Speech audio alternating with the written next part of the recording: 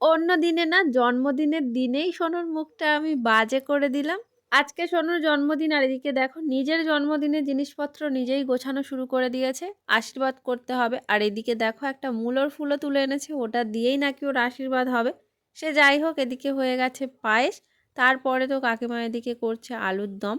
আর এই যে আজকে আমার জন্মদিন হোক আর যাই হোক, আজকে আমাকে সাইকেল চালানোটা শিখে নিতেই হবে, তারপর অন্য কিছু।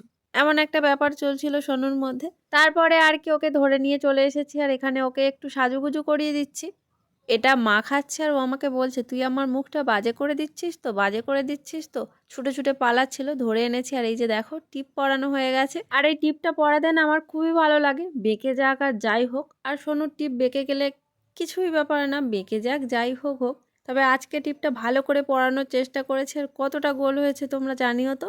আর এই যে দেখো এদিকে কাকিমা দিয়ে দিয়েছে পায়েস। বসে বসে তো পায়েস খাচ্ছিলাম। আর সোনু আমাকে একটা সাদা চামচ দিয়েছে, সেটাতেই আমার খেতে হবে, অন্য চামচে খেলে আমার হবে না। ও নিজেও ওই চামচে খাবে, আমাকেও খেতে হবে।